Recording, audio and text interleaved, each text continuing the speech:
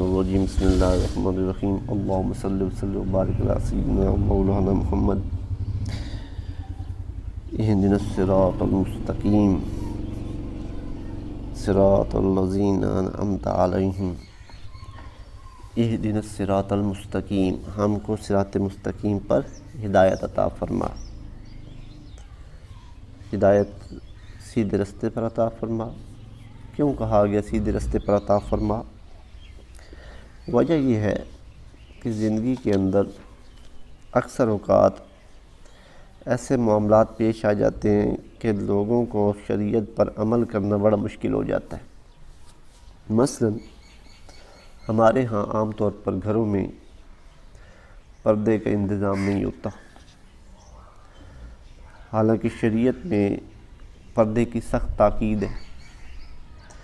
اسی طرح سرکاری ملازمتیں ہیں، اس میں رشوت، سود اور بے ایمانی کی آمدنی کے بغیر ممکن نہیں ہے کہ بندہ نوکری کر سکے۔ اسی طرح یونیورسٹیوں میں مخلوط طریقہ تعلیم ہے، عورتیں مرد اکٹھی تعلیم حاصل کرتے ہیں۔ دکاندار اور ٹھیلے والے پولیس کو بھتہ دیے بغیر اپنا کاروبار نہیں چلا سکتے۔ نجی ادارے اور دفاتر میں مردیں عورتوں کا مخلوط سٹاف ہوتا ہے۔ پولیس اور دیگر محکموں میں کوئی رشوت میں ملوث ہوئے بغیر ملازمت نہیں کر سکتا۔ غرض ہے کہ پورا معاشرہ ہمارا جو ہے نا شریعت کی خلاف ورزیوں اور اخلاقی پستیوں میں ڈوبا ہوا ہے۔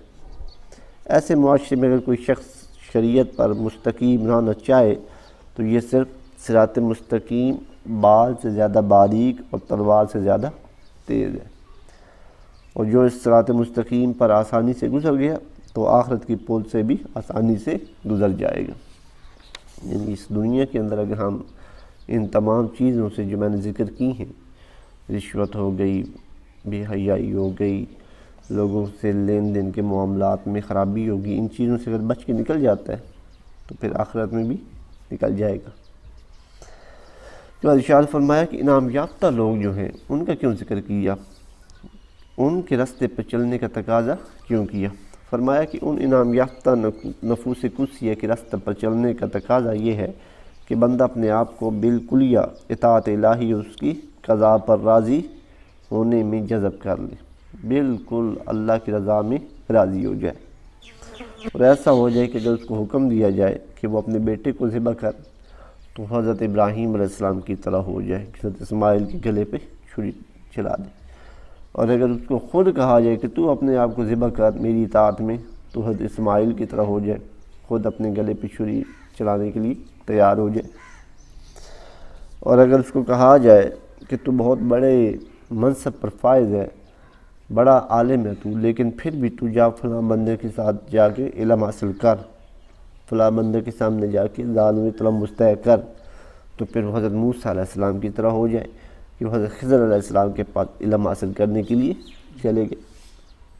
اور جب اس کو کہا جائے کہ تو نیکی کا حکم دے اور برائیوں سے منع کر، چاہے تجھے ہماری راہ میں کاٹ دیا جائے، چیر دیا جائے، تو پھر وہ حضرت زکریا حضرت یحییٰ علیہ السلام کی طرح ہو جائے کہ ان کو آروں سے چیر دیا گیا اور انہوں نے اف تک نہ کی۔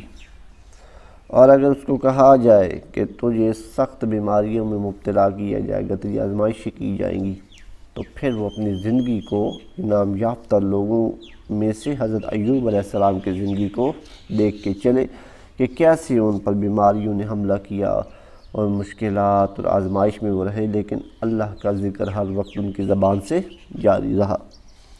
اور اگر بادشاہ ہو بندہ تو پھر وہ حضرت سلیمان علیہ السلام اور حضرت داؤد علیہ السلام ان کی حکومتوں کو دیکھ کے چلے اور ان کے فیصلوں کو دیکھ کے چلے کہ حضرت داؤد علیہ السلام نے فیصلہ کیا اور حضرت سلیمان علیہ السلام نے بھی فیصلہ کیا، تو حضرت سلیمان علیہ السلام کا فیصلہ زیادہ بہتر تھا حضرت داؤد سے۔ تو حضرت داؤد علیہ السلام نے یہ نہیں کہا کہ میں باپ ہوں وہ بیٹا ہے میرا، بلکہ انہوں نے کہا کہ ان کا فیصلہ درست ہے، تو ان کا فیصلہ تسلیم کیا۔ تو ہمیں بتایا کہ ان کے راستے پہ چلنا، جیسے انہوں نے دوسروں کے فیصلے تسلیم کیے ایسے تمہیں بھی کرنے ہوں گے۔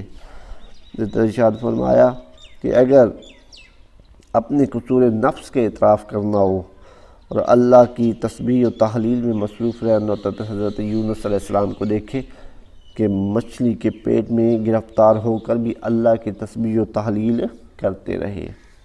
اگر نوجوان حسین اور پیارا بیٹا گم ہو جائے تو پھر حضرت یعقوب علیہ السلام کو دیکھ لو کہ ان کا یوسف گم ہو گیا تھا، اور اپنے یوسف کی یاد میں وہ کیسے صبر کر کے بیٹھے رہے۔ اور اگر کوئی با اختیار و اقتدار حسین و جمیل عورت کسی جوان مرد کو گناہ کی دعوت دے تو پھر حضرت یوسف علیہ السلام کو دیکھ لو کہ قید خانے میں جانا منظور کر لیا لیکن بدکاری کے قریب نہیں گئے۔ تو یہ انبیاء کی سیرتیں، یہ کون ہیں؟ انعام یافتہ لوگ ہیں۔ اور سب سے بڑھ کر امام الانبیاء محبوب کریم علیہ الصلوۃ والتسلیم کی سیرت، جس کے بارے میں اللہ نے فرمایا لَقَدْ كَانَ لَكُمْ فِي رَسُولِ اللَّهِ اسوۃ حسنہ، کہ تمہارے لیے نبی کریم علیہ الصلوۃ والتسلیم کی سیرت ان کی زندگی میں بہترین نمونہ ہے۔ تو جب حضور کی سیرت تمام انبیاء کی سیرتوں کا جامع اتم اور اکمل ہے تو ایک امتی کو چاہیے کہ حضور کی سیرت کے پیچھے چلے۔ تو یہ ہے انعام یافتہ لوگ جن کی سیرتوں کو ہم نے دنیا میں رہ کے ان کے پیچھے پیچھے چلنا ہے۔ اس کے بعد ارشاد فرمایا غیر المغضوب علیہم ولا الضالین۔ مغضوب کا کیا مطلب ہے؟ نہ ان لوگوں کے راستے پر جن پر تیرا غضب ہوا، اور نہ گمراہوں کے راستے پر۔ تو کون ہے مغضوب؟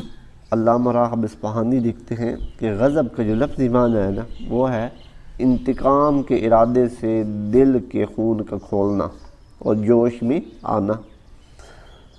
اسی لیے نبی کریم علیہ السلام نے ارشاد فرمایا کہ غضب سے بچو، کیونکہ یہ ایک انگارہ ہے جو بنی آدم کے دلوں میں دیکھتا ہے۔ کیا تم غضبناک شخص کی گردن کی پھولی ہوئی رگوں اور اس کی سرخ آنکھوں کو نہیں دیکھتے؟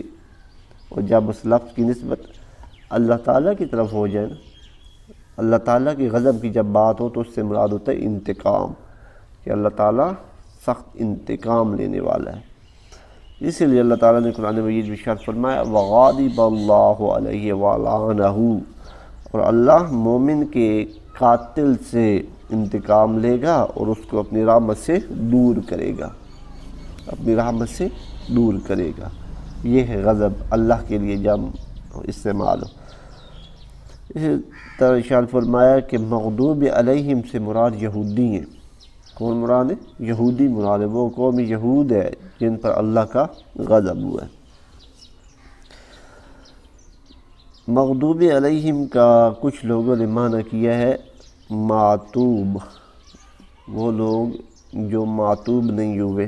تو لکھتے ہیں علامہ صاحب کہ معتوب معنی غلط ہے، مغضوب کا معنی ہے جن پر غضب ہو، ٹھیک ہے، غیر المغضوب جن پر غضب نہ ہو وہ مراد ہے، معتوب مراد نہیں ہے، کیونکہ معتوب کا لفظ انبیاء کے بارے میں بھی استعمال کچھ جگہوں پہ ہوا ہے۔ مثلا صحیحین کی متفق علیہ حدیث ہے کہ عاتب اللہ علیہ، اللہ تعالیٰ نے موسیٰ علیہ السلام کو عتاب فرمایا۔ تو عتاب سے کیا مراد ہے؟ عتاب سے مراد ہوتا ہے جب کسی سے کنارہ کشی کا اندیشہ ہو تو محبت بھی نہ رہی، کہ محبت اسی وقت تک رہتی ہے جب تک عتاب باقی رہے، یعنی عتاب سے پیش آنا محبت کی نشانی ہوتی ہے۔ عتاب سے پیش آنا محبت، اللہ تعالیٰ نے موسیٰ علیہ السلام سے عتاب فرمایا، مطلب کیا ہے کہ ان سے کچھ ایسا انداز اختیار کیا کہ ان کو لگے کہ میرا محبوب مجھ سے روٹھ گیا ہے، یہ ہوتا ہے عتاب۔ جبکہ غضب کیا ہوتا ہے؟ انتقام، لہٰذا اس کا ترجمہ عتاب نہیں کر سکتے۔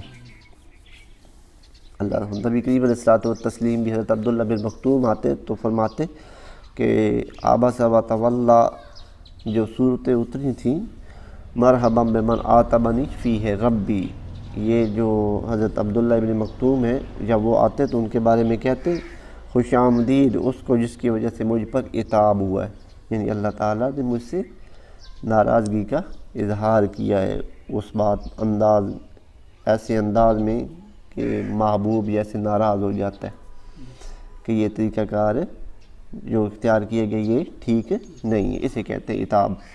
تو یہ انبیاء کے حوالے سے بھی عتاب استعمال ہوا، لہذا یہ جن لوگوں نے ترجمہ کیا ہے مودودی، ابو الاعلیٰ مودودی نے، جماعت اسلامی والے نے تفہیم القرآن میں وہ غلط کیا۔ ضالین کیا ہوتا ہے؟ گمراہ۔ ایک تو جن پر غضب ہوا وہ یہودی ہو گیا، اور دوسرا تھا ضالین، گمراہ۔ علامہ راغب اصفہانی لکھتے ہیں دلال ان کے معنی ہے طریقے مستقیم سے عدول اور اعراض کرنا، اور اس کی ضد ہدایت ہے۔ ایک طرف ہدایت ہے، دوسری طرف گمراہی ہے، یعنی سیدھے راستے سے ہٹ جانا، یہ ہوتا ہے دلالت، گمراہی۔ سورہ بنی اسرائیل میں اللہ تعالیٰ نے ارشاد فرمایا من اهتدی فانما یهتدی لنفسه ومن ضل فانما یضل علیہا، جس نے ہدایت قبول کی تو اس نے اپنی ہی نفع کے لیے ہدایت قبول کی، اور جو گمراہ ہوا تو اس کی گمراہی کا وبال اسی پر پڑا۔ تو صحیح راستے سے ہر انحراف کو دلال کہتے ہیں، خواہ وہ انحراف ہٹنا صحیح راستے سے آمدن ہو، جان بوجھ کر ہو، یا سہون ہو، غلطی سے ہو جائے، کم ہو یا زیادہ، وہ سارے کا سارا دلالت کہلائے گا۔ اسی طرح ارشاد فرمایا اللہ تعالیٰ نے حضرت یعقوب علیہ السلام کے جو بیٹے ہیں انہوں نے اپنے باپ کو کیا کہا؟ سورہ یوسف آیت نمبر 95 میں قالوا تاللہ انک لفی ضلالک القدیم، وہ بولے اللہ کی قسم یقیناً آپ اسی اپنی پرانی محبت میں ہیں۔ تو محبت کا جو لفظ ہے وہ دلالت کے طور پر استعمال کیا۔ دلال کا کیا معنی ہوا؟ محبت، آپ اسی پرانی محبت میں ہیں۔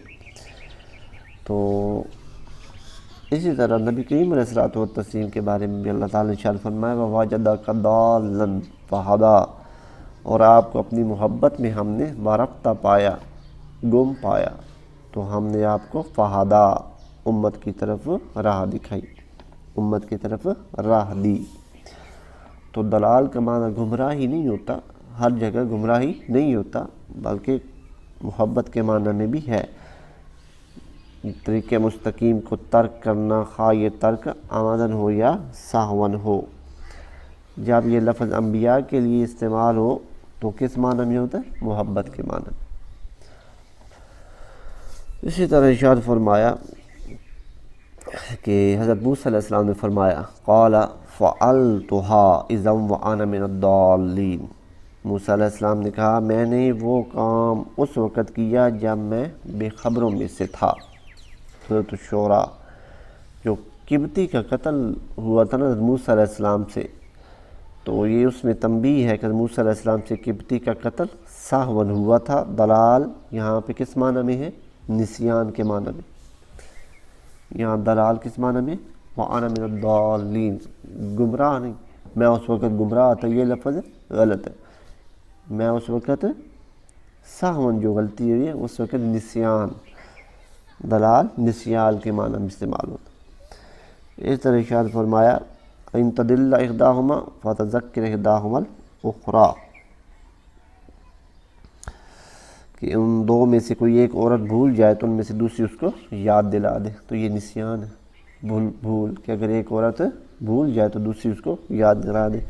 تو تدل و دلالت یہاں پر نسیان کے معنی میں۔ حضرت موسیٰ علیہ السلام کے میں یا وَوَجَدَكَ ضَالًّا فَهَدَىٰ، وہاں پر کس معنی میں ہے؟ محبت کے معنی میں، اور یہاں پر نسیان کے معنی میں ہوگی، سہون غلطی ہونا یا نسیان ہو جانا۔ تو یہ تمام معنی ہیں دلالت کے۔ امام ابن جریر لکھتے ہیں حضرت ابن مسعود اور کئی اصحاب رضی اللہ تعالیٰ عنہم سے مروی ہے کہ نبی کریم علیہ السلام نے فرمایا الضالین سے مراد نصارہ ہیں۔ کون مراد ہے؟ نصارہ، عیسائی۔ مغضوب علیہم سے مراد یہودی ہیں، اور ضالین سے مراد نصارہ ہیں، عیسائی ہیں۔